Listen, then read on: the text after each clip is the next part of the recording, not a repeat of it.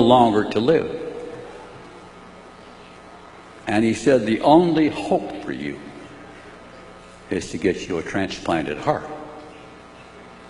But he said, I've talked to everybody in the country who does this, and they all said no. I said, who called those places? And this is a surgeon, a heart surgeon. He said, I did. I called them all myself. Tried to get them to put you on their list, and they all said, you're too old. He's diabetic, he's got a stroke, he's 70 years old, he's just too old. And they just wrote me off. So now you fear death. That's all right. I'm a believer, so death doesn't scare me. We all have to die. It's only a question of how we're going to die. Main thing is you die in the Lord and make sure you're at peace with Him. If you have that, then you can pass away. It's okay. And so I wasn't afraid of that.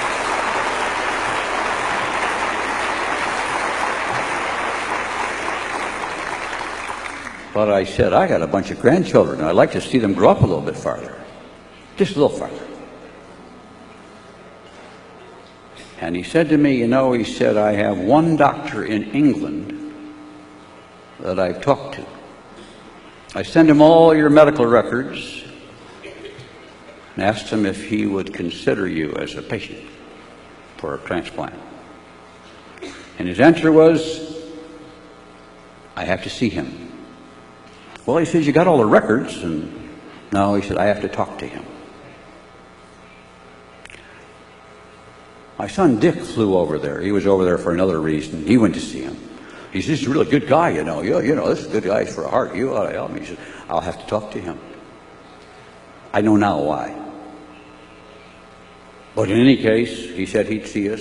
So Helen and I, my dear wife, we packed up. We got a suite in the hotel. We were moving to London, and we're going to get a heart. I have no idea why we had that faith. We believed that so totally. We arranged the rooms. We arranged everything, and we're moving in. We did move in, even before we went to see him. Belief, folks. You have to believe in what we and you are all about. Believe it. And when we went to see him, I think Doug was with us. He talked to me. He told my son Dick it'll take 4 days to evaluate him. I didn't know that. So I figured we'd go in and get this job done. So I went in and started chatting with him. And he checked me out and put his stethoscope on. He listened to my heart a little bit. And he really knew all that. He knew I had a lot of pressure problems in my heart. I had to have a strong right heart. I had to have a special heart, an AB positive heart, which are only 10% of the hearts anyway. And he knew all that. And after a couple hours, he said to me, why do you want to live? I said, well, I got all these grandchildren. It'd be really fun to be around if I can. And I got, I want to be with them, and I want to encourage them in life. And I got other people that I can encourage in life too, And he said, okay, I'll see if I get you a heart. Just like that. I've asked him many times why he said yes. And he shakes his head and says, I don't really know. I said, didn't you realize the problems you would have giving a heart to a rich American? Because everybody in England is first. I'm the last man on the last list. And you knew you'd take a lot of guff for giving a heart to me? He said, I knew that. But he said, I don't know. I just felt I ought to. Well, I know why, you see. The Lord talked to him. And they said, this is something you should do. And he just did it. And he, to this day, said, I still don't understand how I did that so quick. Well, I do. Well, in any case, 5 months later, they called and said, hey, we have a heart for you today. Well, in the meantime, we learned that my lungs were affected. Therefore, I had a strong pressure in my right heart because the left side of my heart was dead. The right side of my heart was doing all the work. So I needed a special heart, not just a heart.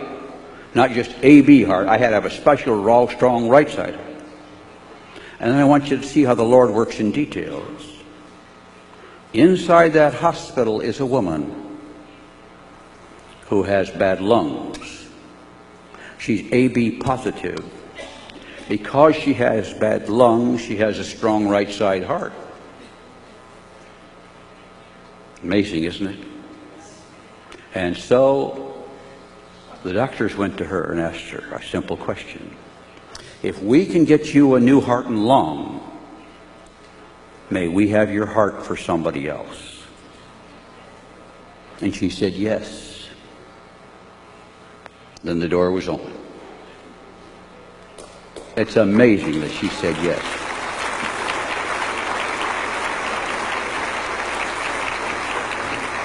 What caused her to say yes?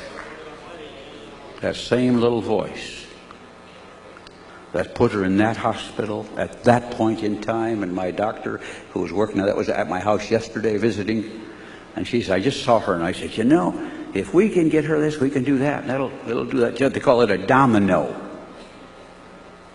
One in one operating room, one the next operating, you boom, boom, boom, you move these organs just like that. And so it was, they found a heart and lung for her on June 2, 1997, 7.5 years ago. And they gave her a new heart and lung, and I received her heart. It was out of body, only 20 minutes. Absolute best kind of transplant you can get. And that heart's been running perfectly for 7.5 years. Understand the odds. AB positive, a rare blood type, needing a strong right side heart. In addition, if they had given that heart I have in me in anybody else, it would have blown out their lungs. Their lungs couldn't have handled it. If I had had a regular heart, it would not have had the power to press into my lungs and would have failed. The perfect heart, perfect timing. God's timing is perfect. In God's hand.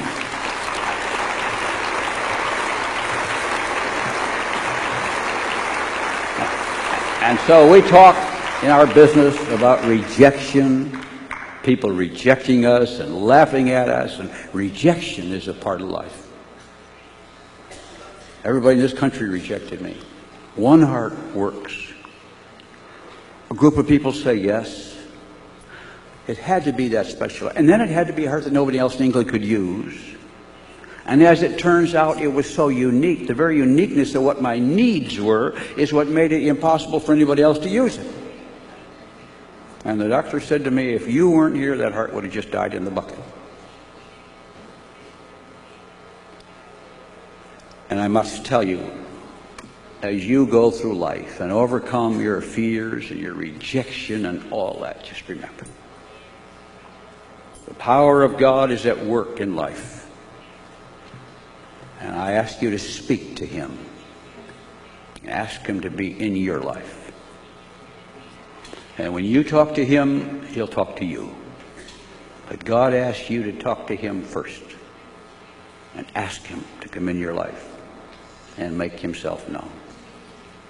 And with the power of God that's been on us in this business, I rejoice today and give Him the praise and glory. And I thank God for you. And I thank God for an opportunity to be with you. And to talk too long. And to just share a little bit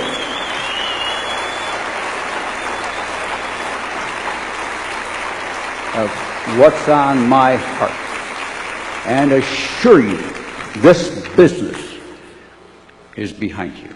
You have heard our plans for you. You know what we're going to try and do to help you in the year ahead, to encourage you and empower you.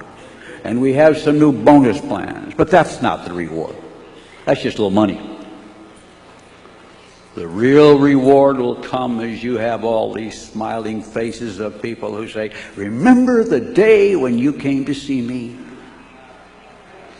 And I argued with you and you encouraged me, and now look what's happened, and I want to thank you and I love you. Because you first loved them. Respect. Respect is not demanded. Respect is gained. And respect is only gained when you show respect for them. People all over the world seek respect. but respect is earned by sharing your respect. So as you go into the world and into South and Central America, show your love and respect for everybody. And when they see that you respect them, they'll respect you, and they'll listen to your words and your message, and they'll come out and they'll begin to move ahead in life, and their countries will prosper, and you will prosper, and this whole part of the world will change because of the Amway business in Central and South America. And you know, even the people who quit this business come back to me and say, because I was in that business, I changed my attitude, I changed my job, I'm doing better than I ever did before. I've been lifted up. And even those people are farther ahead. And so you begin to touch millions of people through these great spaces. Those who come in and those who don't. You touch them all, one way or the other. And even if they drop out on you, keep loving them. Keep loving them. Whether they never get back in the business, that's okay. Keep loving them. They need it desperately. As I need your love and as I give my love to you. Thank you, everybody.